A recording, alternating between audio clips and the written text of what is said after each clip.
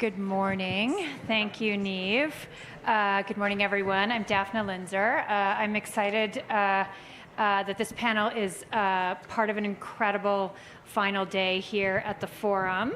As Joe said earlier, working to find solutions. Our panelists are no strangers to this room and have come this morning with innovative ideas on a topic that may sound pessimistic, but I think once we get to the end of this, you'll see great opportunity. And I want to start this morning with Farah, who has had the distinction of serving as a political appointee for both presidents of Bush and President Obama. And Farah, you have been thinking about these issues for so long. I'd like you to set the table for us here. There's been a lot of talk, even just now, on hard power. And just a little bit of talk on soft power. And this is going to be our moment, I think. So help us understand what soft power is today, and who should be the focus? What should the focus be? Kind of help set the table here. So good morning to everybody. I do agree. We've spent a lot of time talking about hard power. Yet in almost every panel, you've heard people refer to the importance of soft power. And I think at this particular strategic moment, we have an opportunity to think about soft power differently. The traditional way we have thought about soft power from government has been exchanges and diplomacy of all kinds. Whether it's sports diplomacy or panda diplomacy, you hear soft power referred to in that way. This moment is very different. We have three generations, millennials, Gen Z, and Gen Alpha, that are being influenced by culture and are changing the way in which they think about not only our nation, but other nations around the world. So when I think about soft power today, I think we ought to be doing what Secretary Gates and Secretary Rice said yesterday, think about the different kinds of tools in our toolbox to be able to build a strategic soft power. This is the moment to do that so that we are not letting generations go by that we will then have to try to engage with. This is the time to actually build their affinity for us, to engage with us, and to use our innovation in the United States to think differently about what that could mean. That's great. And Marie Slaughter, we cannot have this discussion without you. Can you unspool, I think Farah just touched on it a little bit, but just unspool the demographic advantages for us, both at home and closer to home? Great. So first of all, Joe, I'm very glad you're up here because otherwise people might think that soft power is only feminine power, and we certainly would not want that because it is not. It is power, and it is a huge source of our strength. So I want to start with that. To me, the future of soft power is our diversity as a country. Our diversity is not just soft power, it's our superpower. So remember, by 2027, Americans under 30, there will be no one racial or ethnic majority. That's what you are seeing on college campuses right now, because that is that generation. So by 2027, that's all Americans under 30. By 2040, 2045, that's all Americans. That is extraordinary. Right? There is no country in the world that has ever moved from an 80% roughly for our first 250 years European American majority to no one majority. That means we're a country that reflects the entire world. So we will be 30 to 35% Hispanic American, 15 to 20% Asian American, African American, both African Americans descended from enslaved Americans, but also the new African diasporas. And we've seen quite a lot of that over this week, just people looking to where their ancestors came from, just as I'm half Belgian. You know, to me, yes, I think about World War I, well, not World War I, World War II, and my Belgian grandfather was at Dunkirk. He got to Britain. That is my history. But increasingly, the history of Central and Latin America, the history of India, of China, of all of South of Asia, South and East Asia, that will be American history. And that country, when you think about soft power, again, we will be connected to every culture in the world. We will be connected to the people who are still, our families in ways that no other nation can touch. So for me, when I look at this century and I think about all the things that Joe wrote about as soft power, whether it's our entertainment, it's our sports, it's our culture just more broadly, it's our economic ties, we now have that with the entire world. Thanks. Kori, Schake, you've seen this from inside the Pentagon and out. Emory paints a pretty positive picture here, but how is the U.S. actually doing on projecting soft power? And I guess I would ask you, not just how's the U.S. doing, how's the U.S. government doing? So the U.S. government's not great at it, and it's not an incompetence issue, although it's partly an incompetence issue, but it's mostly because governments have to make hard choices.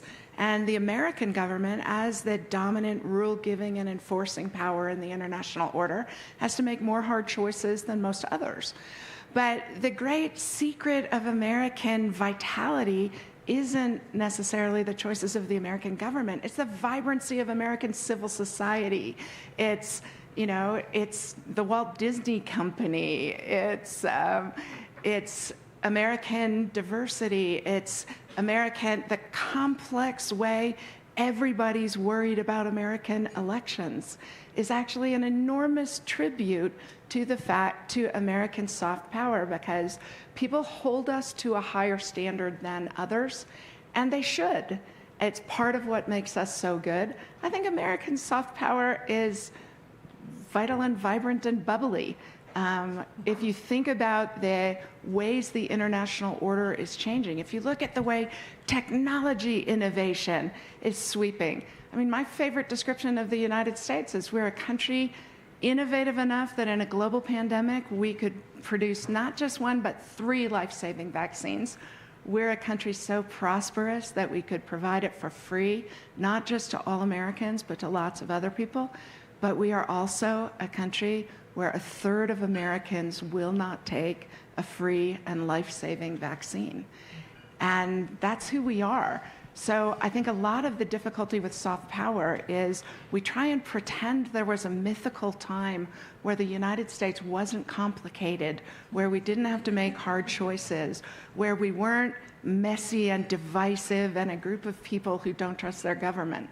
But that is who we are, and that's plenty good enough to be the place where more immigrants want to come, where more people believe they can chase their dreams and achieve them. And that, too, is American soft power. That's great. Joe, you literally invented the term. We're in a very different moment than we were then. But what were you addressing then, and when you were sort of first thinking through soft power? And what's your take on how sort of soft power 2.0 might work for the next generation? Well, the term came to me as I was writing at my kitchen table in 1989. I was trying to refute Paul Kennedy's book, The Rise and Fall of Great Powers, which said that the United States was going the way of Philip II Spain or Edwardian England and so forth. And I totaled up our military power and then our economic power. I said, but there's still something else, and that's the ability to attract. And if power is the ability to get others to do what you want, you can do it by coercion or by payment, but you can also do it by attraction. And if you have this capacity to attract, to get others to want what you want, you can save a lot on carrots and sticks. But it doesn't mean, well, I should follow that up. I describe this in my memoir, which is, that was developed at the kitchen table as an academic concept. The great surprise of my life was a decade later when Hu Jintao told the Chinese Communist Party at their annual conference in 2007 that they had to do more to increase their soft power. I thought, wow. But any case. The breakthrough moment. The main problem we have is if we forget that Soft power and hard power are two sides of the same coin, which is power.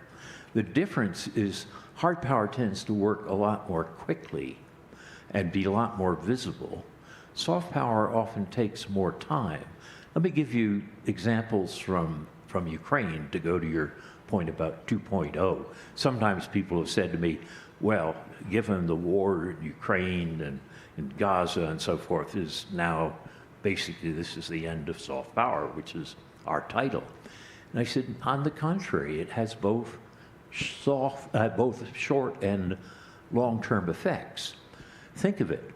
President Zelensky, who was training as an actor, knew enough to put on a green T-shirt and to appeal not only on screens all over the world, but in front of parliaments. And he was able to develop sympathy for Ukraine, attraction to Ukraine, and then was able to translate that attraction into hard weapons. So there's a clear and short-run relation of hard and soft power. But the long term is even more important because, in a sense, the ability to affect other people's minds may not change things immediately, but it's got to be part of a long-term strategy. Condi Rice and Bob Gates, I thought, were terrific yesterday in pointing this out, that military power alone is absolutely necessary, but it's not sufficient. And in that sense, if you look back at the Cold War, sometimes people say, well, you know, what role did soft power play in the Cold War?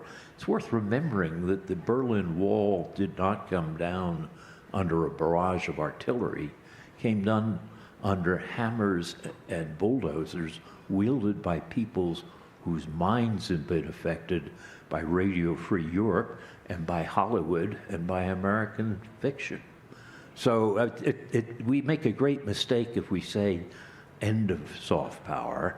We also make a great mistake if you think soft power can substitute for hard power. A good strategy has to be what Condi and Bob were saying yesterday. How do you combine the two? Really love that. Farah, take us a little bit around the horn on sort of cultural impact, because we're not the only ones who are kind of flexing soft power in a pretty successful way. I think South Korea, Latin America, the Middle East, there's a lot of examples out there. Let's start there.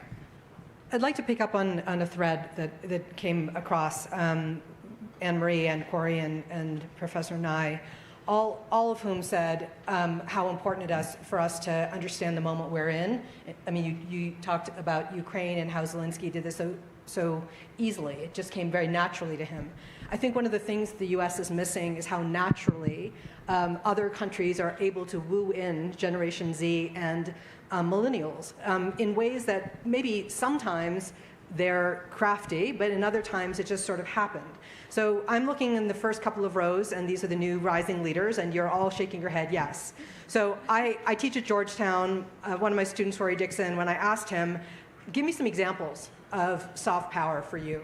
He said, Farah, my generation doesn't think about Japan the way you do. You put it in the context of World War II, you understand the horrors that happened after that and everything that's happened since. He said, I grew up with Pokemon, with Hello Kitty, with anime, and when we think about Japan, it's really different. I don't need to tell you about South Korea and the monopoly of this wave around the world. $143 billion will be spent by the year 2030 on Korean products. Why? Because of Korean beauty, because of K-pop, because of K-dramas. You're all shaking your head, yes. For those of you who are not Gen Z and millennials, I'm one of those, it was shocking to me to learn how impactful just normal things in day-to-day life that are on your phones began to change the way you think about the world. And that's what we should be doing. Now, yes, I completely agree. Disney, we have done that. We've done that with the Marvel series with our military. People think about our military in a very particular way because of the Marvel series. But I don't think we've been as smart about a strategy to develop what's happening and to take the threads of different parts of the world. So I gave you two examples from East Asia. But let me for those of you who have watched Bridgerton, the idea that this generation who rejects colonialism, who is very forcefully anti all of that, has celebrated Bridgerton. Why? Because they are reimagining what those worlds could be. And I think that's really important because these generations are seeing themselves and in their worlds in very different ways. So they want to recreate. I know that there are tons of examples, including gaming series that we put out. There are U.S. companies that are doing these games.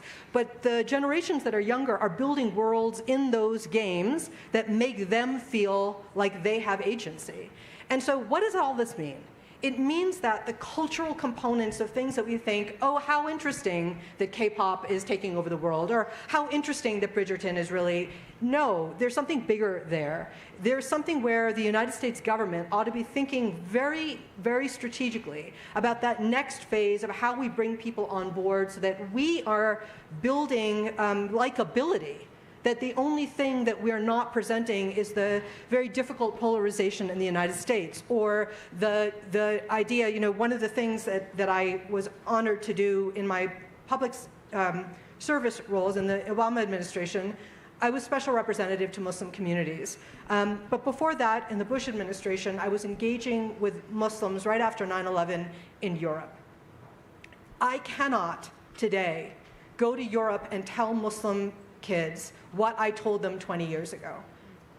It is shocking. I was able to say, as a Muslim, you are not going to be discriminated against. I was able to say mosques will not be, targeted. I was able to say, as a Jew, as a Muslim, as a Hindu, as a Sikh, you can walk down the street and nobody's going to call you a name. Well, I can't say that anymore. And so I think about how they are perceiving who we are. So what does all this mean?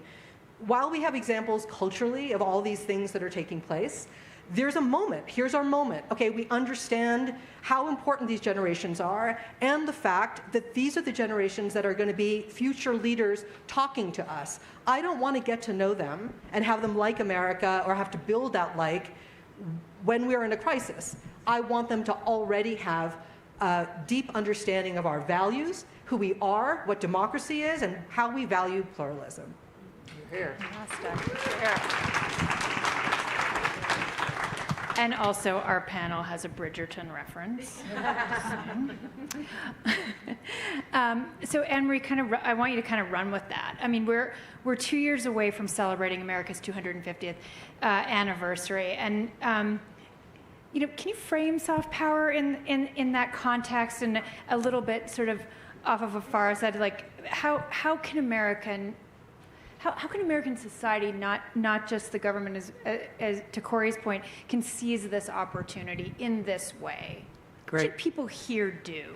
So before I do that, I just have to say, because I was looking out, not all of you seem to be completely aware of the Bridgerton reference. So I'll just say Bridgerton is Pride and Prejudice, or a little earlier than Pride and Prejudice, in a completely diverse world. So and it's Shonda Rhimes, Shondaland, it's on Netflix. And the first season, when you see Queen Charlotte, the Queen Charlotte for whom my hometown Charlottesville was named, wife of George III, as a black woman, you're a little surprised, because that is not what you expect with the pageantry and carriages and silks of the kind of historical fiction a lot of us love.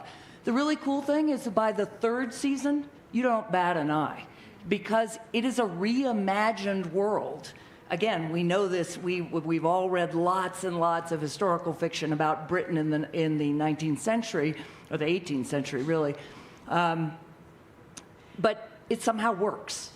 And so it is a reimagining where race and ethnicity simply don't matter. And a vision of a world that is the world that the United States has to get to. That is the world we're in. It's the world we're becoming. So what do we do with the 250th? Well, I'll start just by saying, in 1976, I was 18 years old. I was manning a bicentennial booth at the University of Virginia in Charlottesville, Virginia, and basically Charlottesvillians expected Mr. Jefferson to walk down the street at any moment.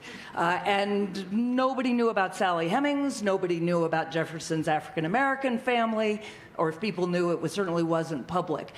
that was a celebration. Even though we'd had Vietnam and Watergate, it was a pure celebration.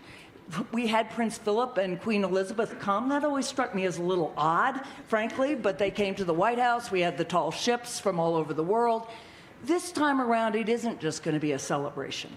It's going to be a moment of, as my colleague Theodore Roosevelt Johnson III named for the first American president to invite a black man to the White House, as he says, it's going to be a moment of pride, absolutely, of reckoning, absolutely, and of aspiration. And we have a chance to bring Americans together. The America that we've always been, the America that we're becoming, around those three things, about here's what we can be proud of, here's what we have to reckon with. And we heard Tony Blinken say it, and I believe it so deeply. Our greatest strength as a democracy is being willing to put our ideals up here, put the reality right there, face the gap between them, and say, here's what we've got to do differently and better. And then what is our aspiration for this extraordinary country that, as I said, will reflect the entire world and can connect the entire world? I'll say also politically, regardless of what happens in November, we have got to rebuild that democracy from the ground up. So though in 2026, starting now, it's got to be an opportunity to bring people together at the local level, regardless of red or blue, to talk about where we've been, where we are now, and where we are going. Last thing I'll say that I also love about 2026, the World Cup's coming. And the World Cup is not just coming to the United States. It's coming to North America. It's coming to Mexico and the United States and Canada. That is an opportunity to reimagine culture. Our football is not this football, but we do both in the United States. But to bring together people around the continent and, again, around the world, focused on the America that we're becoming, the America will be for the next 250 years. Such a feel-good panel. Joe, just kind of jumping off that, is soft power something that everyone can engage in at its best? What could that accomplish? Well, let's face it, soft power is because it's power, something we all have and use every day. We don't spend most of our day hitting each other over the head or paying them. We're always trying to attract each other. And the interesting question is, how do you do that at the international level? A leader in a democratic society has to practice soft power and understand it, or they fail. So I think the interesting question, since we're at a security forum, is how does that relate to security? And we've talked about cultural exports, Hollywood, basically various ways that have already been discussed. And Farah was correctly right on that. But there's also how we behave at home, which is an enormous source of attraction or unattraction. And I think that's what Anne-Marie and Kori were referring to. Let me give you an example from the 1960s. During the Vietnam War, by the late 1960s, American government policy was wildly unpopular around the world. And you had people marching in the streets all over opposing the American government. But you know what they sang? They didn't sing the Communist Internationale. They sang Martin Luther King, "We Shall Overcome." That's a message or an anthem from American civil society, which shows that a large part of our attraction is this question of who we are and how we behave at home, which is why I would echo what my colleagues have said about this. It's critically important. That then brings you to my comment to conclude it, is how do you combine government and culture effectively? And I called that smart power. I mean, sometimes the two are canceling each other out, as the Vietnam example illustrates. But it's also true that if you're able to have the two reinforce each other, it makes a huge difference. There's a Norwegian who once said that during the Cold War, Europe was divided into two empires, a Soviet empire and American empire. But the difference was the American empire was an empire by invitation. And that's absolutely crucial. So the question is, how do we design policies and strategies for dealing with China, Russia, others, that are what I call smart power, that combine these two? And just to conclude, we're not doing all that badly. The Pew poll, which was taken, I think, of 37 countries last year, asked around the world which country is more attractive, the U.S. or China, and the U.S. won overwhelmingly in all continents except Africa. Yeah, we've talked a lot about Chinese influence around the globe, so that's important to note. It was interesting to hear the chairman of the Joint Chiefs talk about, just as a reminder that militaries around the world, they want to be like ours. That kind of affinity and desire to emulate is something he feels all the time and sees all the time. And Joe noted, sometimes there's negative soft power out there, as Emery did too, on sort of our image abroad. Kori, what will it take, for other parts of society to kind of have that experience that the chairman talked about, and that can counter those effects of the negative? Well, first and foremost, making good choices helps counter the negative, right? So that would be a good place to start.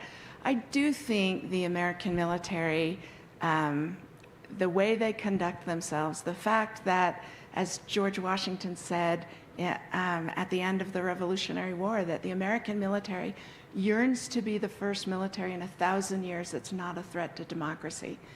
That's an enormous amount of soft power, right? The way we worry about how our military is conducting itself, the way we worry about whether it is attractive to young Americans, the way that we engage with foreign countries through our military, the way we train other militaries not to be a threat to civilian governance in their society.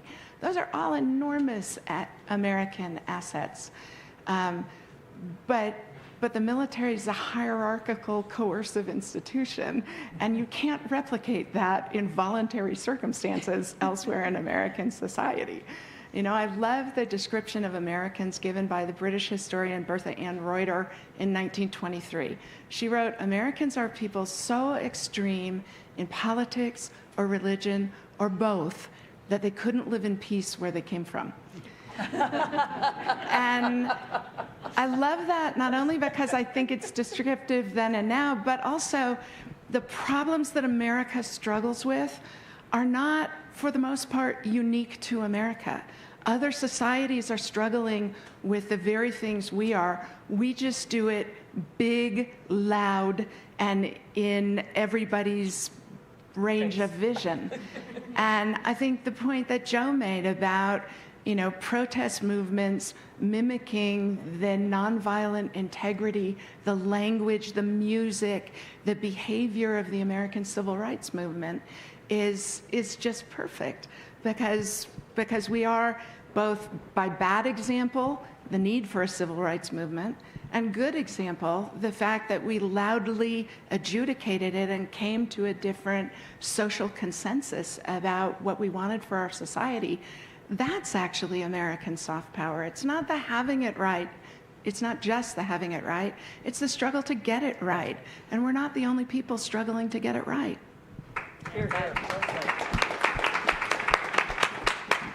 Farah, so what kind of role can influencers play? So I would answer that in 1 second. I do want to be realistic about one thing. We have never not done soft power. Obviously, there are arms of every part of government that does soft power, including the Department of State, where we put it firmly in the public diplomacy shop. Yet, we do not give money to soft power. So we can talk as much as we want about how important it is for the United States government to use soft power, but we don't value it. And I want to be really clear about that. You talk to embassies around the world, they have all kinds of great ideas, and they don't have the infrastructure to be able to do that. I just have to say that. But the other piece of this is sort of the creativity part, which is the influencers. So we talked about a government wielding soft power, and we also talked about an individual that is able to get on, YouTube or Instagram or whatever platform they want to use and really change very quickly the perception of something in a moment. And there's some negative examples I can use for that. You recently saw, I don't know, 7 months ago maybe, the American woman who went on TikTok to say that she had been duped and that bin Laden was actually great, and you should go out and read his manifesto.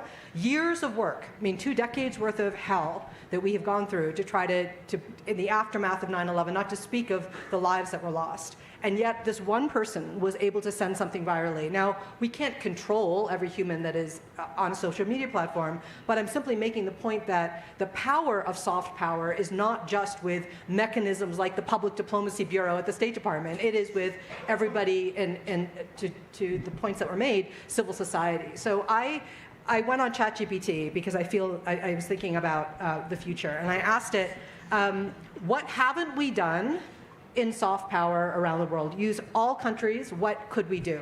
And ChatGPT told me that we ought to go Gen Z influencers, and we should start doing exchanges with them. That could turn out really badly, by the way. But I want to say, I think that there's a moment here where we can be really fun about the things that might be able to happen because an individual wants to show their story, their American story, who they are, how they navigate it, and own it in a very particular way.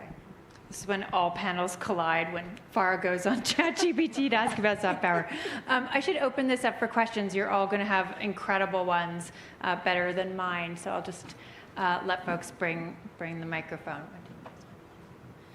Thank you so much. I'm Kelsey Frierson, one of the rising leaders in this year's cohort, and work at Beacon Global Strategies. I have so appreciated this panel because I think it starts getting at something that I think we all feel and we all can sense, that there's this kind of we're losing our grip on soft power. And I also think it's really helpful to kind of paint this as both a whole of society approach, but then also looking specifically within government where there are institutions or where there is kind of effort here. So my question, and throw it to all of you, is the United States government set up right now to do soft power right? I think back to the Cold War with the U.S. Information Agency, and in the dissolution of that agency, I know we have the Global Engagement Center at the State Department, we have public diplomacy, but is there an institution in place to coordinate soft power efforts? No, and Americans wouldn't trust it if there was.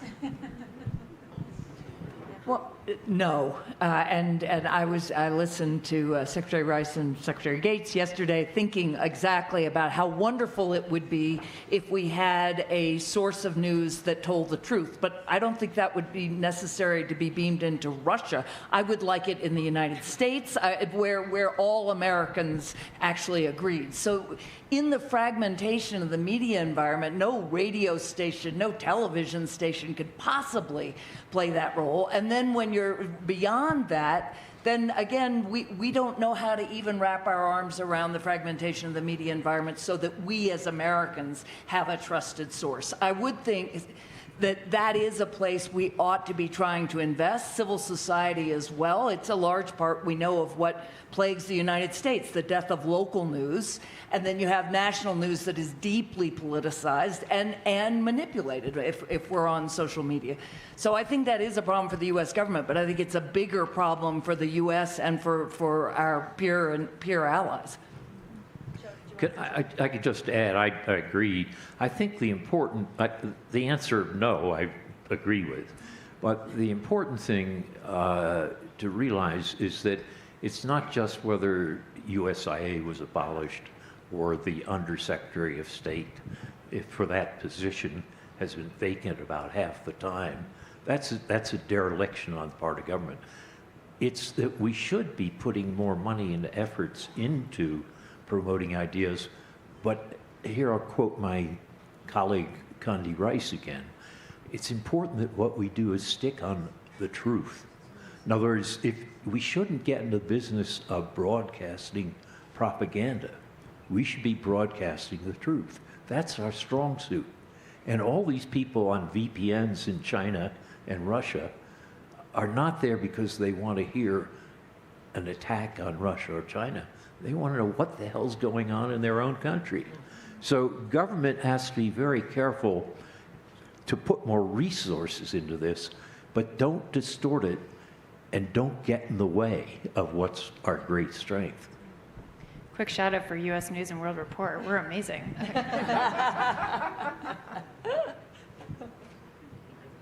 Good afternoon, and thank you all so much for this panel. It's been really impactful for me personally. My name is Tyra Beeman. I am currently a member of the U.S. Foreign Service. And I'm also a proud member and graduate of Spelman College, which is a historically black women's college. And one of the things that we learned our first year is about the Sankofa bird. The Sankofa bird, if you all may be aware, is a West African bird that represents, as you move forward, you always should be looking back. The bird has its head turned, and this image is oftentimes used in a lot of both literature, but also thinking about why history matters. And so you all noted the importance of history. But one of the things I'm most worried about is the erosion and the erasure of histories that refer to my ancestors personally, as well as to all of us, really. Where's that truth, as you noted? And so what can we do as education systems are being attacked throughout the United States? What can we do as spaces of higher education are also under attack? Where can we seek to ensure the next generation does learn their history accurately, to ensure that we as a society and as a world move forward without forgetting our impactful, our dark, our complex history of the past? Farah, do you want to start? Well, I would turn it to the scholars on the panel. But one quick thing is don't limit your own narrative and your voice. You are so powerful. Each one of you who has that little device in your hand has an opportunity to change your peers and change a narrative in your own community. So don't wait for somebody else to do this for you. You have to take your own agency seriously, and you need to be really excited about doing that because it's a very rich, sometimes very difficult and painful, but really rich history in the way in which you describe what it's been like for you here in the United States. And I'd just add that the politics are really nasty at the moment and likely to be for some time. But you can imagine, again, in the sense of 2026, and I'll just note, it's not just 2026. 2027 to 2037 is the decade before the 250th anniversary of the Constitution. So this is a period from now, probably through to 2050 of anniversaries, of reflections, and again, of where are we going for the next 250. But if you put the philanthropic interest and just the civic interest in reviving local news, which many, many people understand, again, has been an engine of democracy. I mean, imagine de Tocqueville had there been no sort of local news. And the revival of civics, which is one of the few bipartisan areas you can see.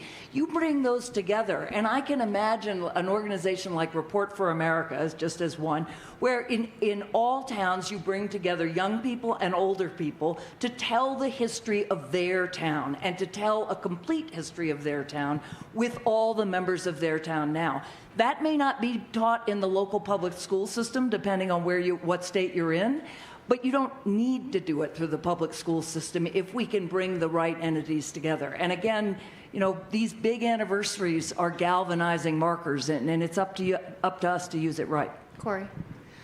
So what I think you're seeing with book restrictions and things like that is a backlash to what's actually happening in the field of history, which is an enormous diversification and amplification of voices that have traditionally not been considered to matter.